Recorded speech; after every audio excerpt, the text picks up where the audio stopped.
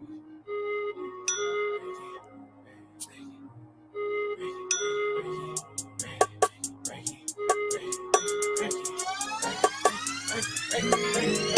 breaking bread, yeah. We breaking bread, yeah. We breaking bread, yeah. One conversation at a time. We breaking bread, yeah. We breaking bread, yeah. We breaking bread, yeah. One conversation at a time. The Breaking Bread Village. One conversation at a time. The Breaking Bread Village. One conversation at a time.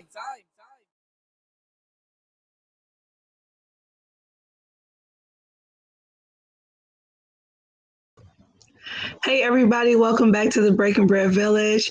I'm excited to have our guests on today. We have two educators, a teacher and a counselor who are here to kind of talk to us as we navigate through this COVID-19, returning back to school, confusion, questions, anxiety, fear, just urgency. And, just wanted to kind of touch base with some teachers who are actually in the trenches doing the work to prepare a learning space, a safe learning space for our students.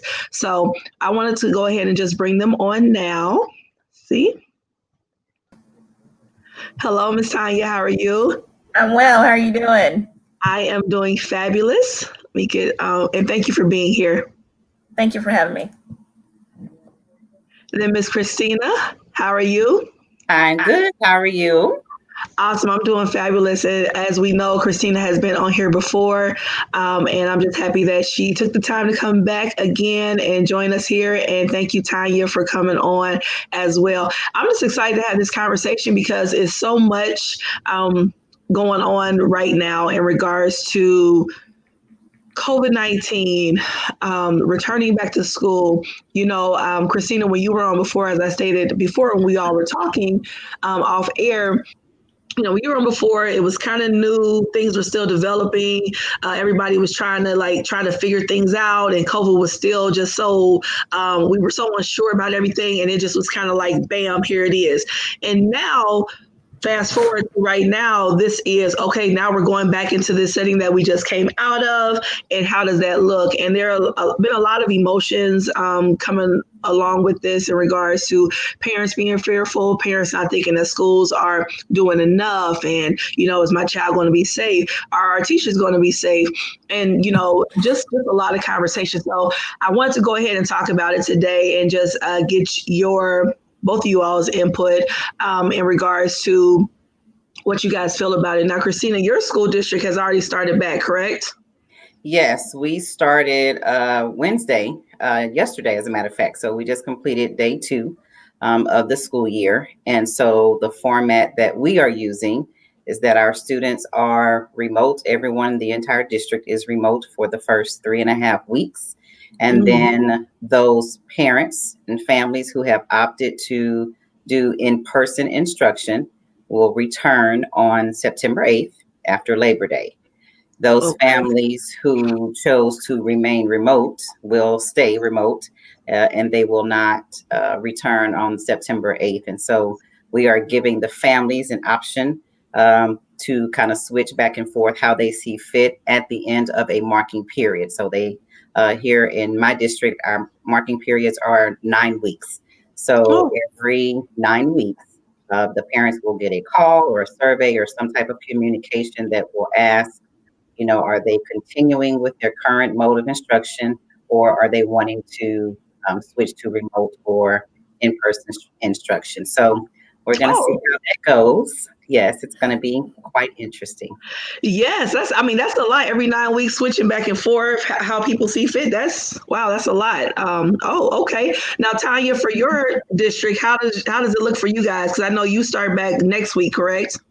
Right. We're in professional development right now. And then next week, the students will arrive.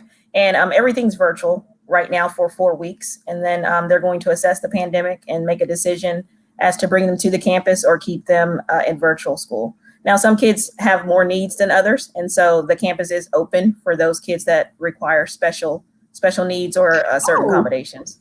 Okay. That's always been my concern because as being a person that used to work with special ed students, that was something that kind of like, was a concern of mine, because some of them need that in-person instruction, and some parents quite naturally, I mean, they don't know how to teach sometimes their student that has these special needs. That's why they go to certain places to get the help. So I was concerned about that. Now, Kristina, does your school allow that too for? Yes, we're doing what we call a ramp up. So the ramp up is taking place starting next week. And so it's going to be similar to a practice, if you will. So we're going to start bringing back next week students little by little. And we're going to be starting with the special ed students. So we're bringing back our severe and profound life skill students. Sure. We're going to bring back, I think 6 of them are coming back next week, and then we're going to bring 6 more the week after that. And the idea is to have your most needy students to come to the campus. And while they're there, we are going to run through some of those protocols and guidelines and procedures that our school has put in place to see how that works. Everything from transitioning from class to class, what does lunch look like? During the ramp up in these 3 weeks, that is designed to alter, implement, change, adjust, whatever we need to before September 8th. So yes, there's this period where we're going to have, and it will primarily be our special ed kiddos, yes, who need face-to-face instruction. Okay. So I want to ask you guys, because you guys are not only teachers, but you're parents. So how are you guys? How are you doing with this? Because I am on the outside looking in, and I'm frustrated, right? I'm frustrated for you all. And you guys have to keep going and keep doing, of course, quite naturally. But like, honestly, how has this been? I mean, just because it seems like it's changed like constantly, 1 minute it's one thing, and it's like, oh no, we're going to do this. So how are you guys doing? Y'all tell me. Let's talk. For me, it's just kind of going in with a positive mindset and just being open-minded. Change is inevitable, and we're all trying to figure this thing out. And it's not easy, right? And so just remaining positive and trying to find solutions to make this transition easy for everyone, parents, students, teachers, everyone. Okay. Kristina, because I mean, I'm just gonna be real here, because I feel like I probably at some point may have gone into a closet and cried, screamed out a couple times, and then came back out with my positivity. But it seems like at some point it would have been a bit much, just trying to navigate through all this. So Kristina, how are you doing with all of this? We're doing all right. From a parent side, I think we're doing okay. It's a blessing that I have an older child who is pretty self-sufficient. Yes. So, we're doing the remote option for him for the 3 weeks. And then we're going to attempt to send him back on September 8th. However, I got a little strategy behind that. But as a parent, it was tough. We really tried to let my son make the decision for himself. And so kind of weighing the pros and cons, and given the fact that he was so sick back in February, which, back then it was a positive for the flu. But now that we're in the middle of the pandemic and looking at the symptoms and just some of the stuff we've seen, I am 99.9% convinced that he actually had the virus. And that was before we really knew what it was. So to be honest, I think he has been a little traumatized by how sick he was. Yeah. And just does not want to risk that again. So it's a pretty easy decision for him. And so as parents, we support whatever he, wanted to do. For him, and it's a smaller school, I will say that we have a little bit of an advantage. It's a private school, so we're not fighting as many of the structures that the public schools see. They got a little bit of more wiggle room, but when it's all said and done, and we've had this talk before, our schools are just not built for this. Yes. Our buildings are traditional buildings, and they are built for socialization. So as much as school districts want to keep children safe and the teachers safe, I hate to be negative Nancy, but I just don't think it can be done. Not that a good faith effort can't be put forth. I Mm-hmm. just don't think our school buildings are naturally built for what it is that the school districts have been tasked to do. And so you talked earlier about, we're going to have to be patient with our teachers so my district kind of has this saying, we're going to lead with love and we're going to Mm-hmm. give grace. And so there's going to have to be a lot of grace extended Yes.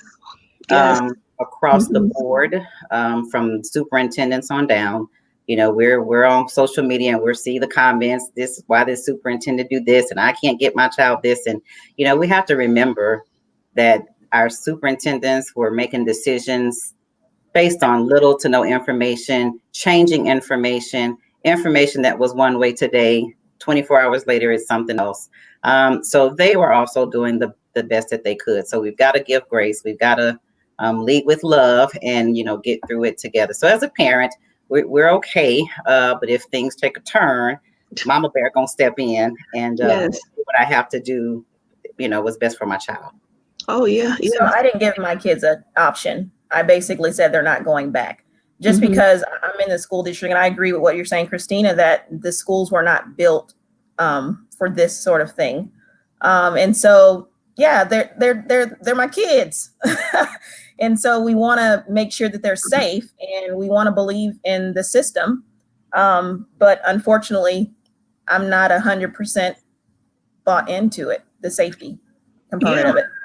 Yeah. And for me, it's not always being negative. Some things are just what it is, right? It's just realistically speaking, some things are just not designed for certain things, right? So we have to be honest about that and then look, okay, so what are we going to do? How are we going to deal with this, seeing that this is the reality and this is what we're given? So, it's a lot, and I do feel for teachers. I feel for you guys so much because this is a tough space to be in, because I know a lot of teachers across the board were, filling out wheels and, basically giving some last testaments and different things of that nature because, they're afraid and quite naturally so. So, and they also have to be strong, as we know, as mothers anyway. We know that feeling of having to be strong despite what's going on, right? And keeping this brave face despite what's going on, our own fears or our own, struggles that we're going, having to, deal with, and then having to still smile for our children. So that's the same thing.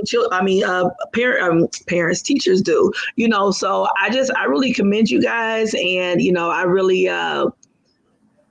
pray for you guys. I really do, because this is hard. This is a tough space to be in. You have parents that are really upset. What kind of advice do you guys have for parents? Because parents are really upset, as we know. And like you said, you've seen the comments. People are really displeased with some of the measures. And some districts have done better than others. Let's just be real. I mean, some people have valid complaints in regards to their districts not showing enough care in this situation. So what kind of advice do you guys have for parents? Well, I would just say to parents to do the best that to make the decision that's going to be best for their household, Yeah. for their child. And the other thing to this is, all along we've been kind of hearing, once schools started to prepare to open, the reopening of schools, the road to reopening, when really that's not the challenge. It's easy to open the school. The challenge is to keep the school open. Yes. Right. And I don't think that parents and the community at large have looked at it from that perspective. We don't have a problem with you sending your child to school, but how long are we going to be able to keep that school open? And what I mean by that, and even as an educator, my eyes got wide once my superintendent kind of gave this analogy. If let's just say your math department, you've got 15 teachers in a high school, and they're sitting around planning, or they decide to go eat, or they're having a meeting, and one person gets COVID, and you all just sat in a room together, 15, your entire math department just sat in a room. So now all 15, your entire department has been wiped out Yes. and have to quarantine for 14 days or whatever the mandate is. So when you think about that, in a matter of mere seconds, you've wiped out the math department. Now you've got to go find 15 substitutes, which in Texas, that they're hard to come by, our Yes. students not wanting to come.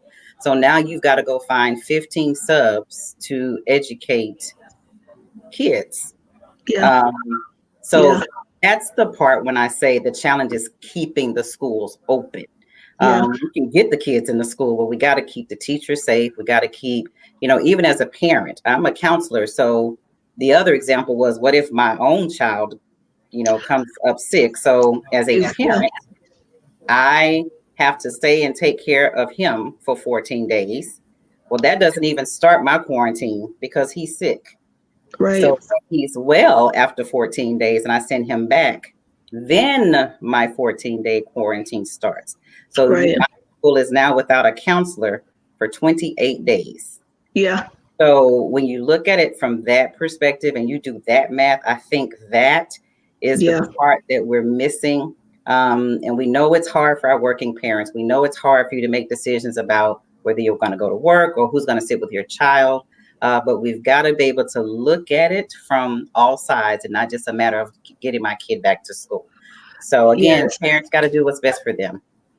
Yep, I agree, Tonya, because I have so much to say about that, but Tonya, because it's true. The question was, parents, what's my advice to parents? Sure. Yep. Okay. We're all in this together, right? I welcome questions. So the way for us to really understand and believe in the process is to ask questions. But the parents have to, and I'm a parent too, right? I'm a parent first. Right. If you have a question, ask.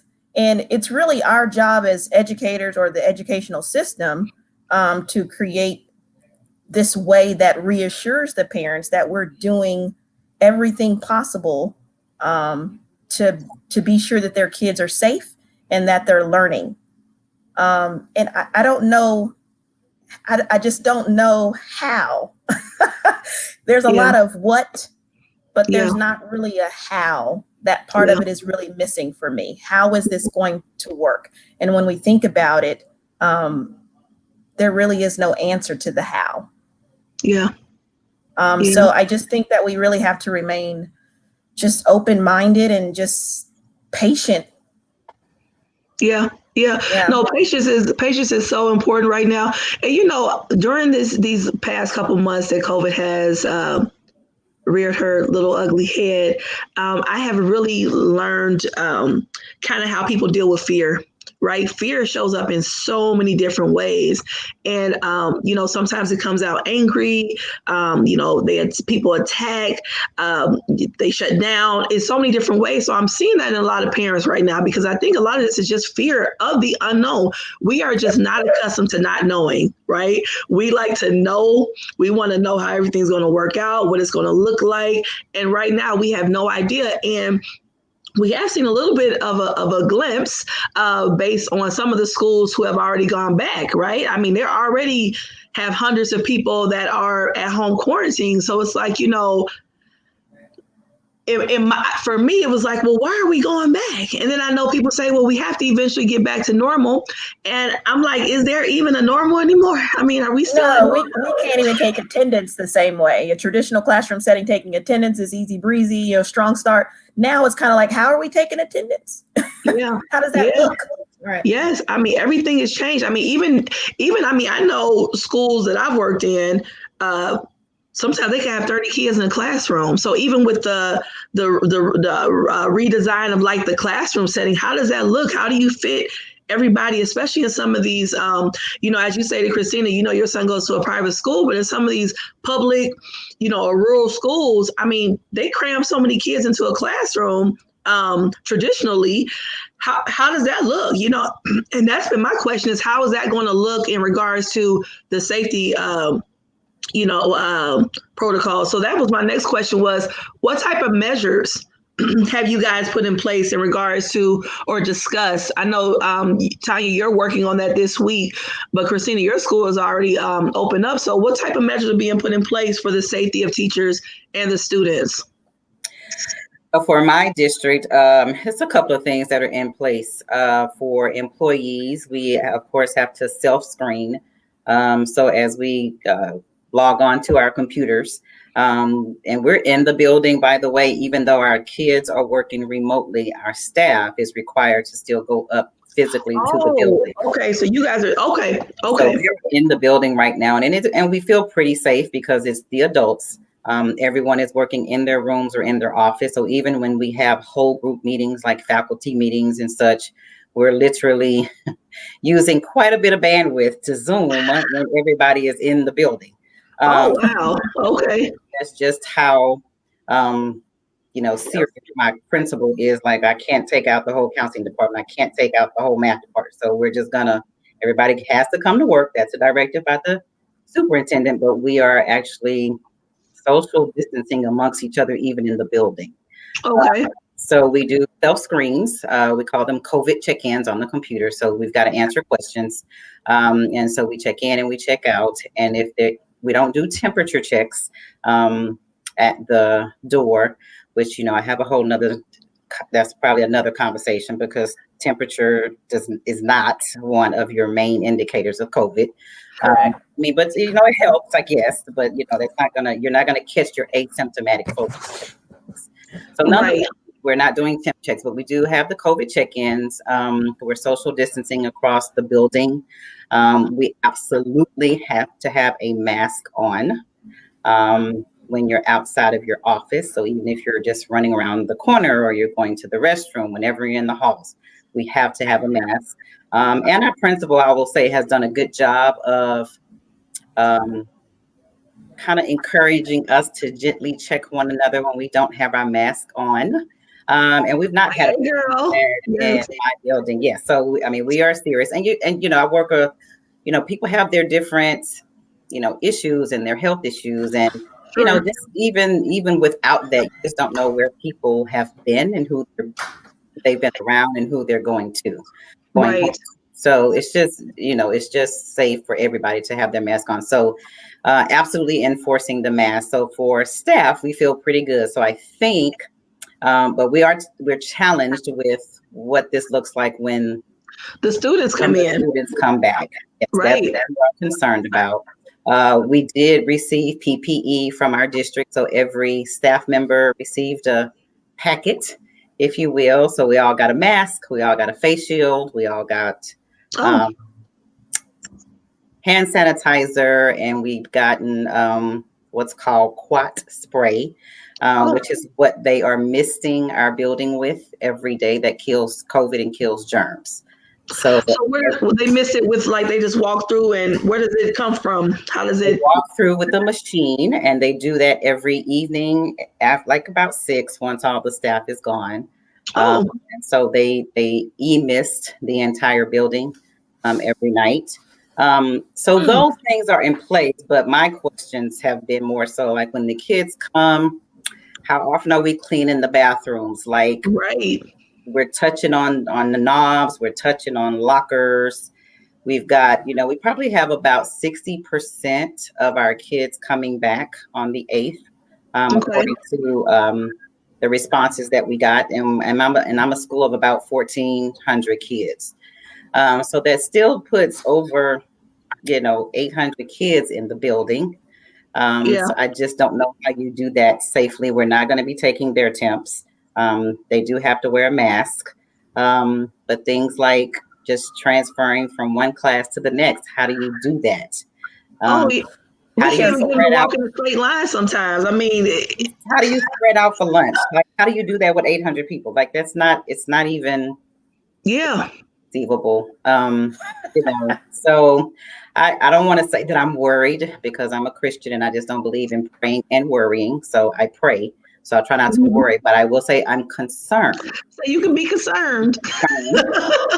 I mean, that's just real, man. That's real. I mean, this is really happening in real time, so. And I have asthma, so I won't necessarily say I'm high risk, but it is a risky category. I mean, I've got to have an inhaler.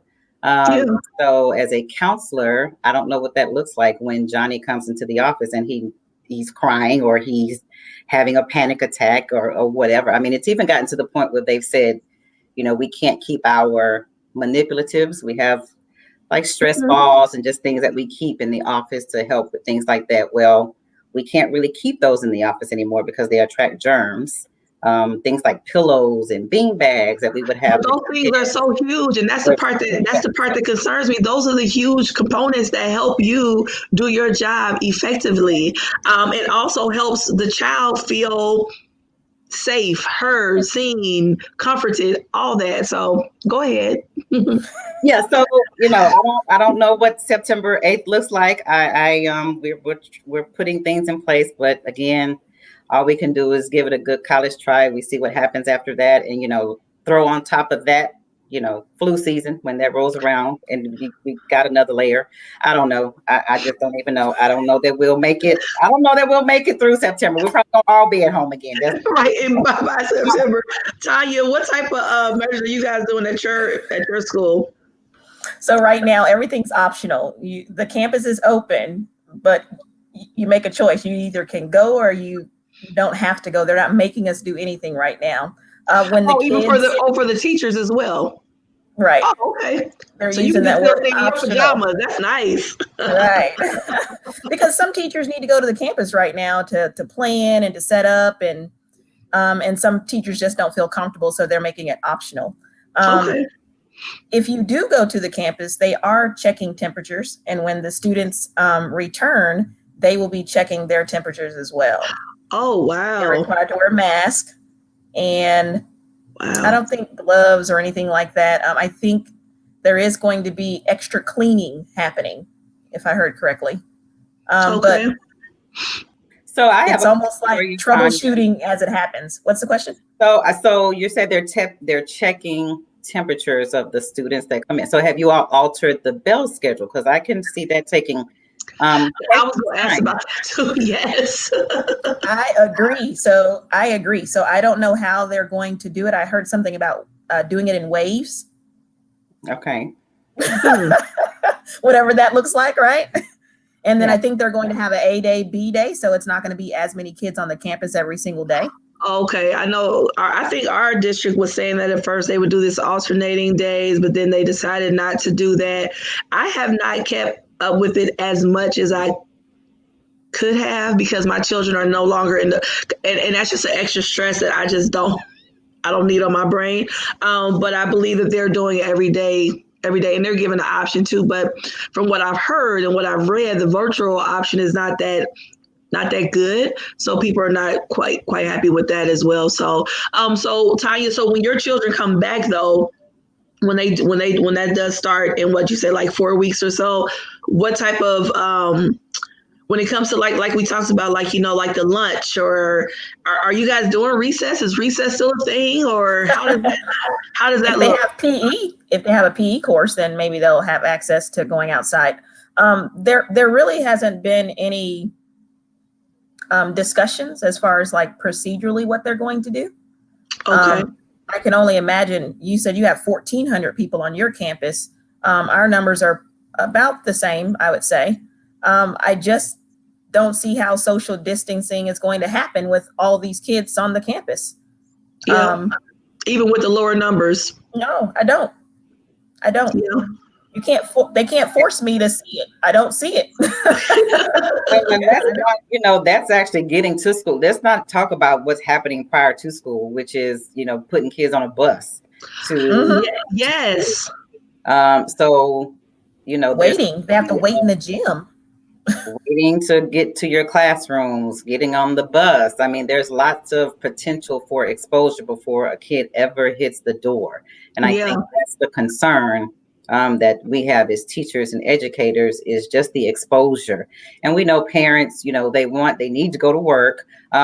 So even when we were pre-COVID, we're educators. I'm just gonna be honest. Parents Yeah. gotta go to work, so they'll send a child to school with a fever. Yes, Give that them part. some Tylenol and say, "Baby, go on and give it a good old try." And Yes. if you don't feel good, go to the nurse. So if they're doing that so they can go to work, I can only imagine Yeah. after not having worked or whatever the case may be, that they're just ready to get back to work and get their kids to school. And so there is going to be the tendency to Oh, yeah. send your child to school sick. Well, then, not to mention the fact, as you stated earlier, this is different than maybe a day, may be sick, they may be better the next day. With this, if they find out, my child has COVID, they're out 14 days.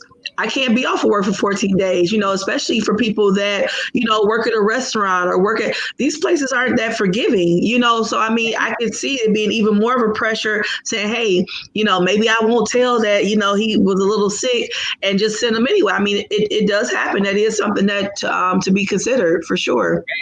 And if you do have someone who, let's just say you have a child who, is positive and doesn't say anything, or that maybe they're asymptomatic and they don't know. So at my school, there's 7 classes in a day. So if that kid walks his whole schedule, 7 periods out of the day, the whole day, and then we find out that he or she is positive, well, now you've just taken out, anywhere from. Is it worth it? Is it worth it? There you go. Is it worth the risk? And here's the deal. Truth be told, and Tonya and I have both been educators a long time, so we know the deal. The superintendent is, and even our TEA reps, they're not going to stand up and say this can't be done, right? They're not going to say that. Right. But in my opinion, I think they know that it can't be done. So what you're saying to us is that we are just one big old whole experiment, and we're guinea pigs out here that you are going to try to test the waters with. And it's not fair to students. It's not fair to parents. It's not fair to you all. Not fair to No, which is the reason why some teachers are protesting now. Well, and that's what I was going to ask about. I know a lot of teachers who have either, opted into early retirement, not coming back because they do feel like they're kind of being used as an experiment. Yeah. And see, and that's the part with all of this, and not just within the school system, but just the working class, everything. I have an issue when people have to choose between livelihood and like their life. I have an issue with that. Being able to provide for themselves and being able to be alive, and when it gets to that point, that becomes kind of difficult for me to accept, because I just think that that's not fair. I mean, and these are the cards we've been dealt. So I know there's really no easy fix to this. It's no easy answer, but that's hard for me. That's hard. It's manipulative. If we look at it, it's very manipulative. You basically saying that you need your job as a teacher. You need your job, which we do need our jobs, but at the same time, our health and our life is way more valuable than the job, in my opinion. So I know that I've struggled with deciding to stay or walk away. Yeah. I'm glad you said that, because I think there are a lot of educators that have been kind of weighing that right now. Is it worth it? Especially when they have, you have some people that are caring for an elderly parent at home, or, somebody that's, high risk at home. And they're saying, as much as I love my children on the job, I still have a family that need me as well, and that I have to provide for and take into consideration. So that's the part that's difficult, So I'm glad that you said that, because I think that's something that people need to hear sometimes, because I think they think that teachers are just kind of like, oh, we're just going to do. No, it's hard. This is hard. It's not easy, and I applaud you for, keeping that positivity, because of course, while you're going through this, what's the point of just being negative all the time? But we do also have to be honest and real. Be real about it. Yeah. Exactly. Because have you guys had any experiences with any parents that have, kind of unleashed on you all? Have you had that yet? Have you had any contact with any parents? I had a one or two that were not happy, but they were pleasant. And it really just stemmed more so from which you're going to have this. It was more technology type of Yes. issues. First day of school, they couldn't get logged in. They were unhappy. So I tried to lead with love and extend some grace. So I, talked her through, and she was fine. And I let her vent, because essentially what they're doing is just venting. They've got someone who will listen. So you just kind of give them their time, and then talk them through. So my few experiences thus far have ended very well. They just want to be sure that they are getting direction, I guess, instead of just swimming and drowning and, that sort of thing. But nothing crazy yet. But stay tuned. Stay tuned. I've heard some things, parents are, at home dealing with their own kids, and they seem to get frustrated by that. And but also I've heard people say, we pay our taxes, so y'all need to go to work. Oh, right. So I've heard a range of. And I see, I'm sorry to switch off, but I wanted to address Nichelle Pinckney. Yes. In the comments about what's the proposed solution, because I think Tonya mentioned, she was struggling with, do I stay or walk away? And, everybody doesn't necessarily have that option. So I don't know that we have the solution, to be honest. I don't know. Dig deep. You got to dig deep and make a decision that you can, live in peace with. Yep. Stand by. Yeah. Mm-hmm. This is difficult. This is difficult, and because when I saw her question come up, you were still finishing up your other point, but that's a question for a lot of people, but I mean, and even when you think about your districts, the things that you guys said that you all have, the different measures that are put in place, some districts don't even have that. They're not even getting they don't have the funding or have not been given the proper, PPE equipment, and they don't have all the different resources. So that's even more upsetting for me, because everybody's not at the same advantage here, and which means that there's going to be some tough things down the line, in my opinion, based on that, if you don't have the proper precautions, and then I just think about, I just remember, in school, and just even with your own children, you see, trying to tell someone to keep a mask on all day. I mean, you have, especially in elementary, high school too, but elementary and middle school, people using it as a slingshot or, hitting somebody.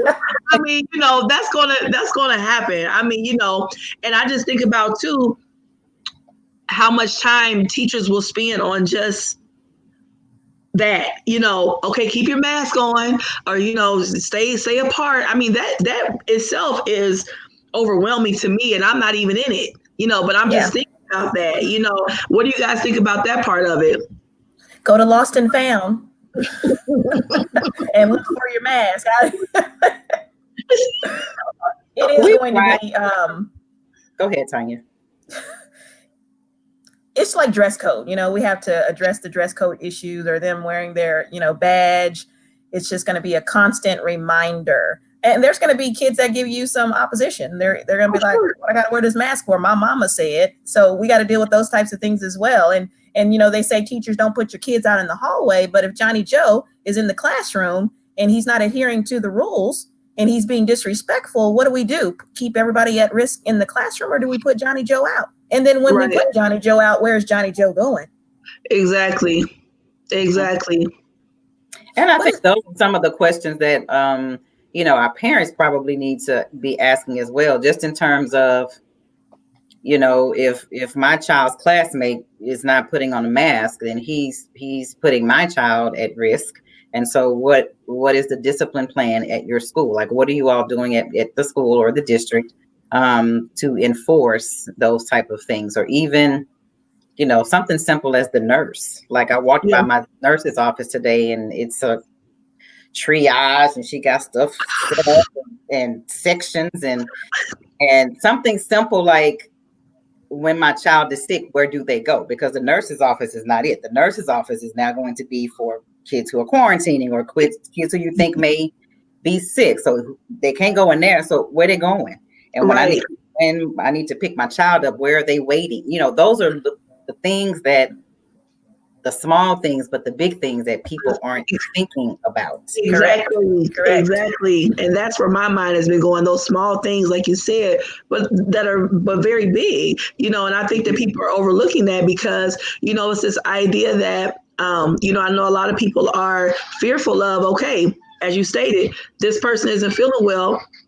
Where do we sit them and who watches them? You know, I just got a report today for one of my son's schools that people are already there that, you know, they had a section for COVID cases, but those college kids was walking around, they going to parties, you know, and nobody was watching that hall, right? So this section that you claim to put them in, nobody was supervising it. So the kids are like, you know, they coming and going and doing their thing. So now they've exposed other people while they've already tested positive. So it's just a lot, you know, and I'm just wondering, you know, and I know that for in this area, I know a lot of teachers, you know, are kind of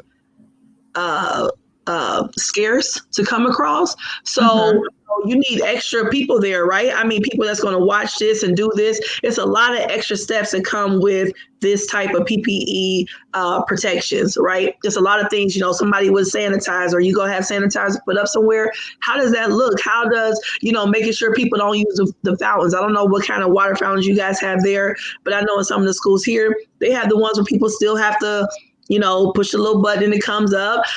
You know, how does that look? Are you still going to do that? Is somebody going to be monitoring that to make? I mean, it's just so much stuff. You'll go crazy trying to think about every little thing because it's really so much to it. What is the strategy when you ask a question, then you ask a question and you keep asking questions until you get to the answer? But it seems like it's unlimited questions. I don't know what that strategy is called. It's probably just talked about this at another meeting I was in. I think it's the why something, and you just keep asking why until you get to the why. That is correct. The root of things. And I don't know that we're asking enough whys, to be honest. Well, you know what? I take that back. I do the why. The real why is money. Let's just call a spade a spade. Hello. Yes. You know, the real why is money, and that's why our children are being pushed back into schools.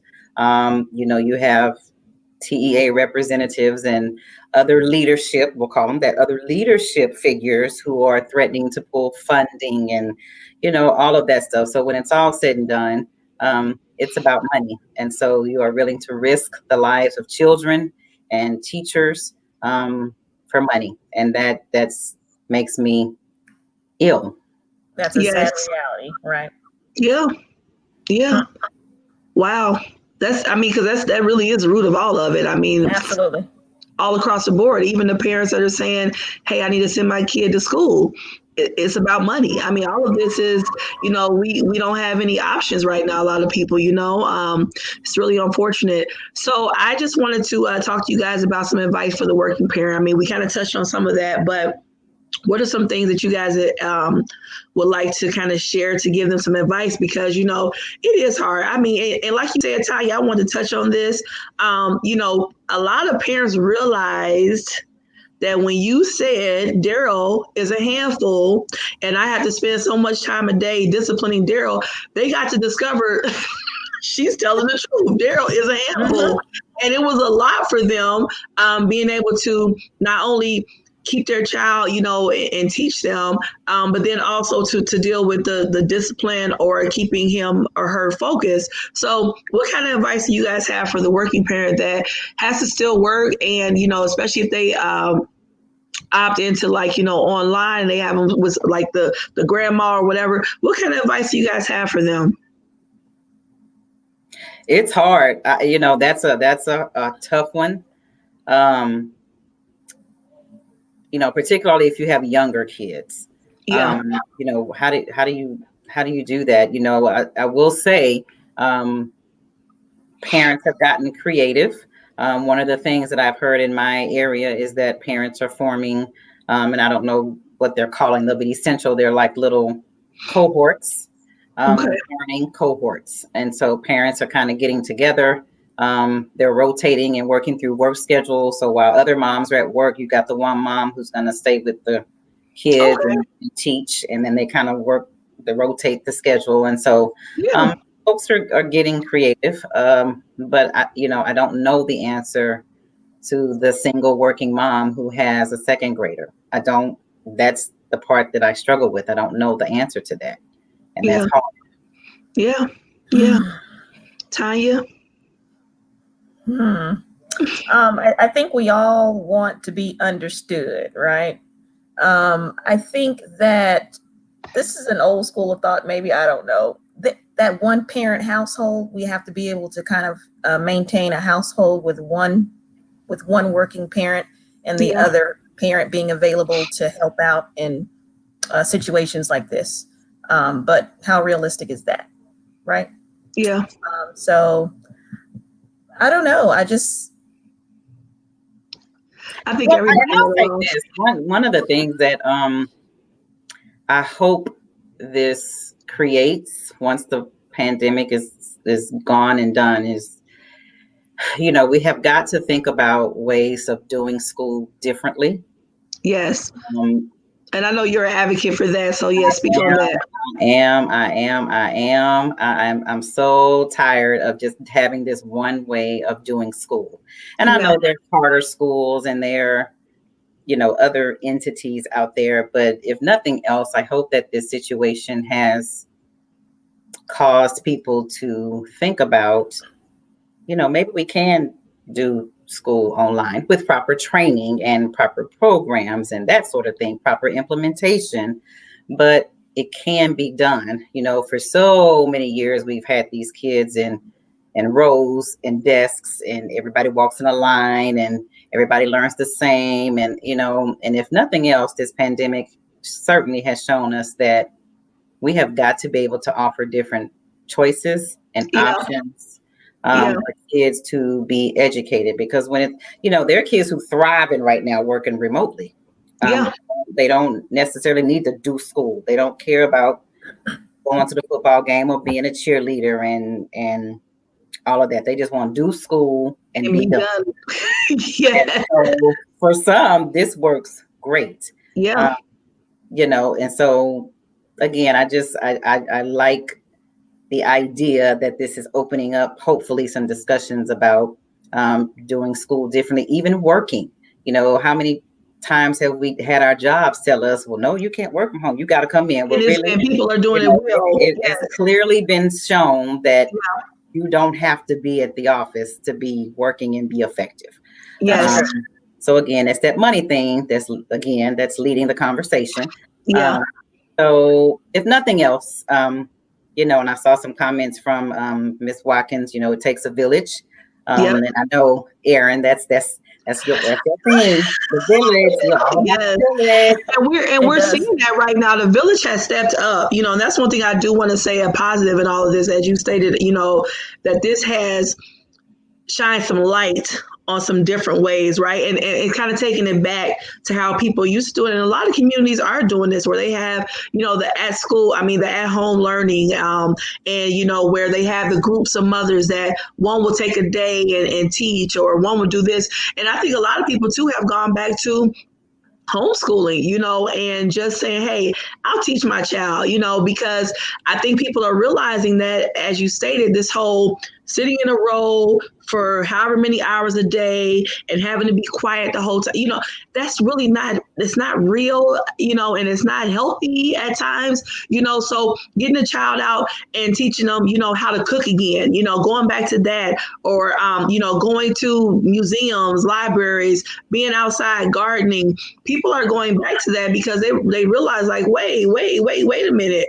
Okay, I was kind of forced into this, but I like this. I like my child thriving this way. So I think that's also something that people have kind of gone to and opened their eyes to. And the village has stepped up tremendously, I believe. I've seen it a lot. So where people are helping each other learn how to do stuff. Survival skills. Yeah. Yes. And something else that I hope and has sort of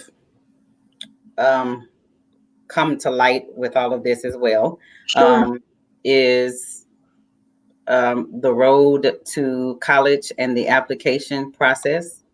And what I mean by that is, we've so far, for most part, have just kind of focused on K-12, public school K-12. What are we going to do? We got to get them educated. But, I got a senior who is still trying to take the SAT and ACT. We got our 4th cancellation notice today. Oh, wow. That he won't test. And the reason why I'm bringing that up is for years, the college application process, one of the key components has been your SAT or your ACT score.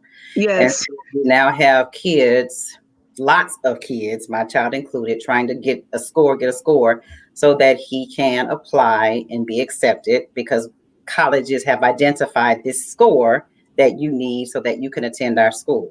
Which is a whole nother conversation for me.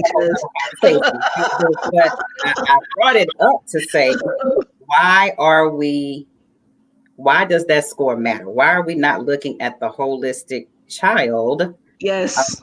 For admittance? And yes. So I'm hoping the colleges will take a look as we're now in this pandemic, and parents are trying to get SAT scores, because it's lots on the line. You've got scholarships on the line, you've got recognitions on the line, it's a lot on the line. But we have tied college applications to SAT scores and ACT scores, and it's been eye-opening to try to fight to sit down to have my child take a test. Yes. I will say they're slowly but surely moving to waiving the test, not all, but there are some universities out there who have decided to, do holistic review. So once I have the time and energy, I think I'm going to start me another campaign and another initiative in terms of it, because it just doesn't make sense to me. And it took this for me to be able to see, like, you could have a superstar kiddo out there who doesn't test well, and you're adding another layer of stress trying to take an SAT, ACT with a mask in the middle of pandemic, to only have this superstar kid not go to their school. To determine their future, to determine their whole future based on that number. I think that is insane, and it's not fair, because, like you said, everybody doesn't test well, and I've never liked that whole system, and hopefully, like you said, they will look at this and reevaluate that. Yes. For sure. Good comment just now, but I couldn't read it all. I saw accommodations and modifications. She was basically saying what you said earlier about, that this should stay, optional for the in-person, because people do, they learn differently. And I, for one, anybody that knows me knows I am different. I've always been different. I learn different. I act different. I think different. So when you are different like that and you're placed into these very traditional cookie cutter settings, you don't always do well, because it just isn't natural for you, and you're being forced to be something that you're not, and that's a pressure, and that will reflect in your work, and your behavior and all kind of things. So only Texas.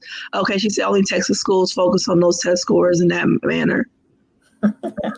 Yes, she's right. Primarily, it's Texas. And I don't know if it's because of the. I don't know. I don't know. I don't know if it's the competition and the money. Yeah, we do know about, right? Money.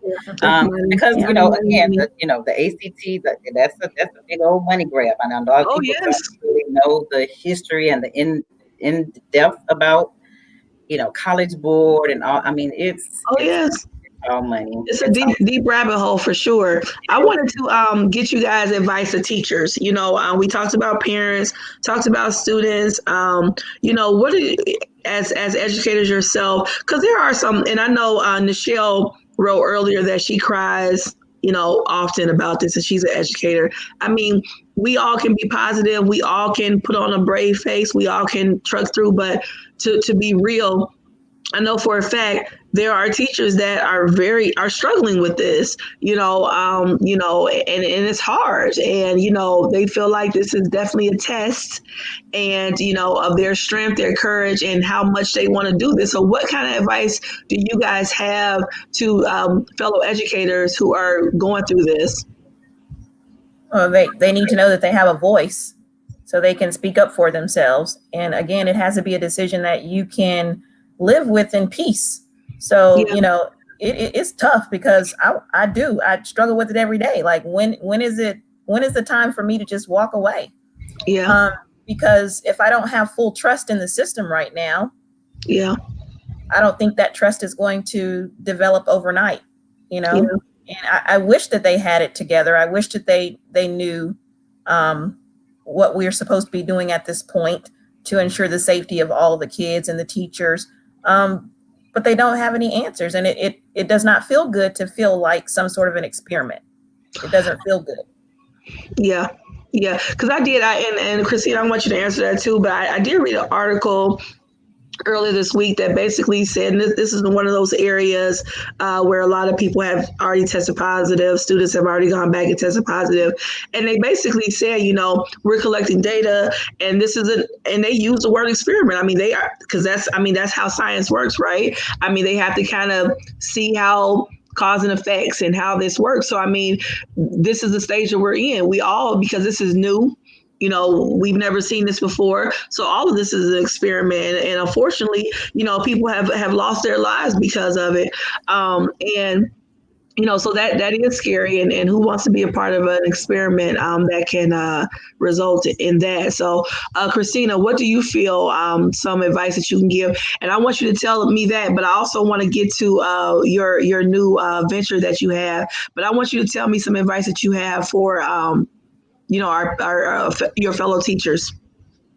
Kind of more of the same. As Tonya stated, do what you feel is best for you and your family. Don't feel pressured into doing something that you are not comfortable with. For my district, if people felt like they absolutely had an issue with coming into the building, we have a procedure and a place they can go to talk about that. And, they are into providing accommodations, right? Oh. There's some laws in place. So we've got to be aware of that. So I would tell teachers, be educated about your rights, what you are entitled to and what districts can and cannot make you do.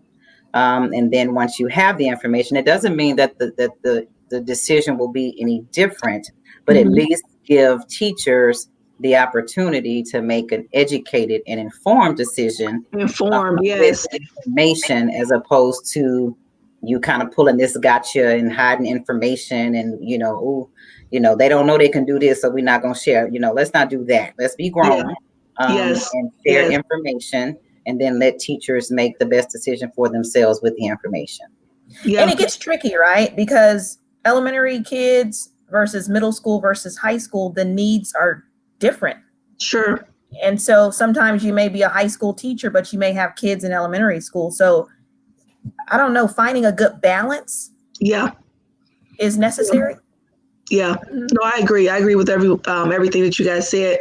One thing I want to add, and this is me just as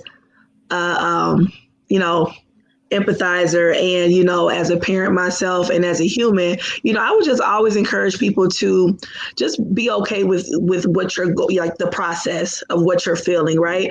A lot of times, people, we do want to stay positive, but if you need to mourn at that moment, because this is we've all lost something. I mean, if it wasn't like vacations that we planned or different, whatever, we all had plans in our life, right? And this is taking them away. This has changed things drastically for some people in regards to the way they live their life. Even just, wearing a mask going into the stores, you forget, and it's like, oh shoot, I go back and grab my mask. I mean, it's just been a lot of stuff. So it's okay to be frustrated. It's okay to be upset. It's okay to feel some mourning, or, saying to yourself, I need to process through this because this is hard right now. And I think that us not trying to identify that and like kind of pushing that away is more harmful than it is good.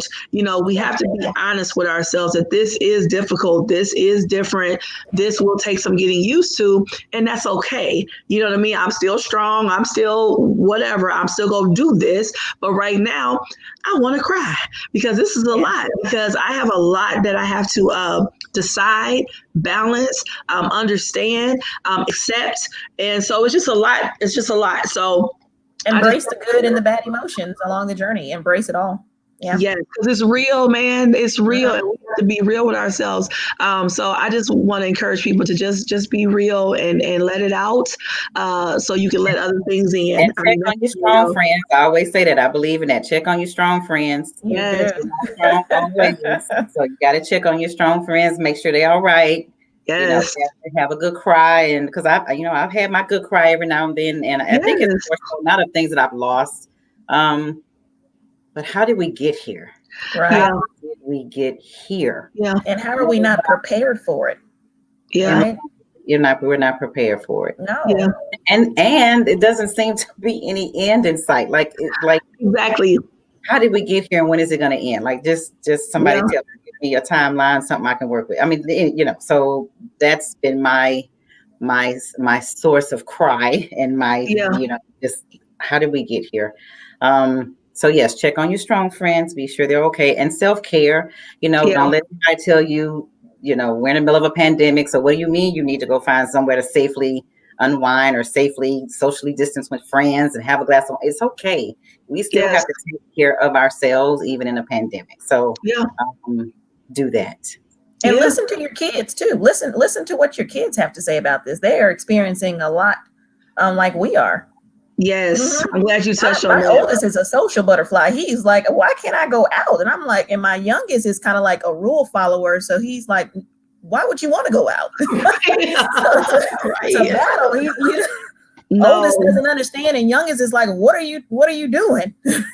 Yes, we have to listen to our children. They definitely are experiencing this as well. And I think that's something that we always have to take into consideration, that they are humans and they experience emotions as well. And they got robbed of, graduations, or like you said, hanging out with friends. And some kids desperately need that time to go to school because of their home situation, or that one counselor, Miss Spencer, that says, how you doing today? They look forward to that. So, I mean, all that was taken away from them as well. So they too are trying to learn how to navigate through this. So we have to be patient and listen, like you said, to them as well. So thank you for touching on that, because that's really important. We have to realize that they are little people and they are experiencing this as well. It's not just about us.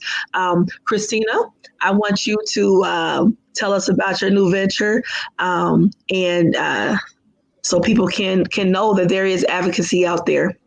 Mm-hmm. Yeah, and one of the viewers talked about it with the being able to make the accommodations and modifications for her child while she's at home. I've recently jumped into advocacy work, primarily for K-12 kids. It's all kids, but for the most part, you'll find parents who are needing an advocate for their child to receive special services. Maybe has some questions about the process. They're not really sure what they should be asking for on behalf of their child.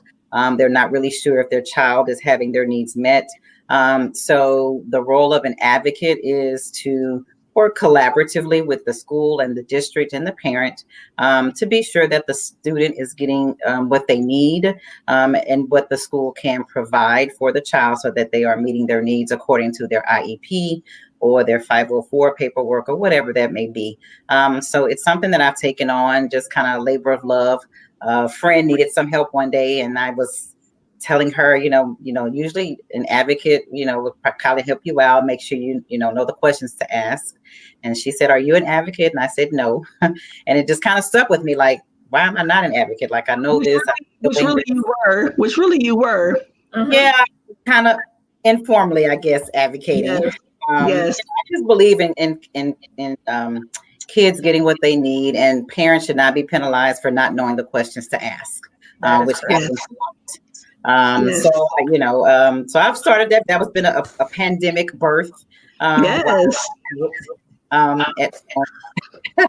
So yes, happy, because you're, even in remote learning, if your child is receiving services, they are still entitled to those services, even if they're getting their education online. So it's not to handicap the parent.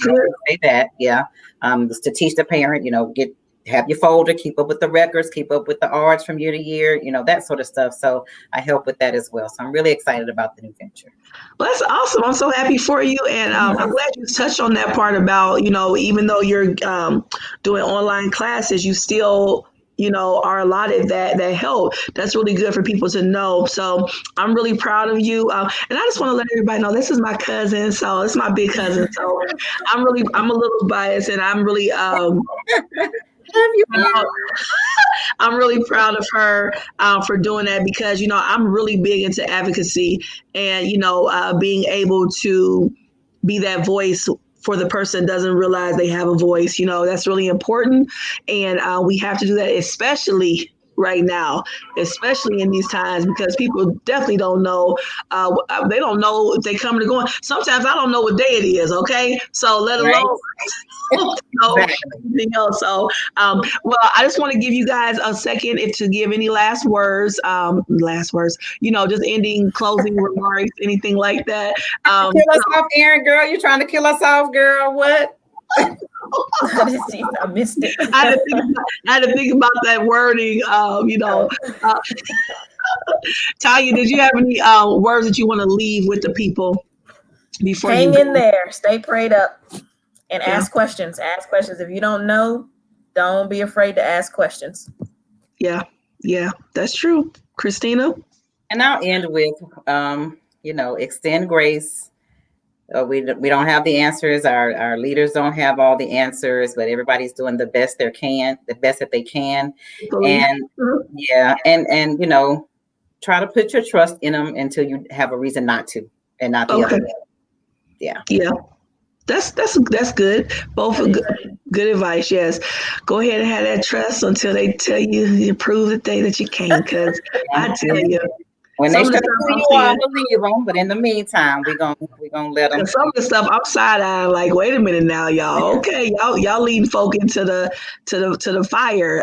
Some of it is like, okay, but I appreciate you guys. I appreciate you guys as educators. And for loving on these babies, because really, honestly, this is it's a tough job anyway, without a pandemic, because you're dealing with so many different backgrounds and personalities and family structures. So, I appreciate you guys, and it's tough. So doing this on top of having a pandemic and with all these new different ways of doing things, to be able to still keep going forward is to be applauded. So I appreciate that. I appreciate your time tonight, both of you guys, for being here. It was an honor. It was nice meeting you, Tanya. Thank you for coming on. And, you guys check out Miss Spencer's website. And if you can't get on hers, find somebody to advocate for you if you need it. Advocacy is important, and don't be scared, like Tanya said, to ask those questions and to ask for help. So, yes, you guys have a great evening, because this is something I can talk about all night when it comes to helping children. That's good. I know. I can talk all night. But I appreciate you guys so much. Keep the faith. Stay encouraged and stay positive. And, we all have to be that light right now during these dark times. So thanks again. And you guys have a great evening. Nice meeting you. Thank you for having me on. Thank you. Take care. Bye. Bye-bye. All right. Well, that was a great discussion. I'm so thankful and appreciative for them to come on this evening. It was really nice to talk about that. I know a lot of parents, a lot of other educators have a lot of questions, are very fearful, and just kind of wondering what the next steps look like. So I'm glad they were able to share their take on it, and I hope that you guys got something out of it. I know I did. So anyway, I wish you guys a great evening, and I thank you guys for watching again. Bye-bye.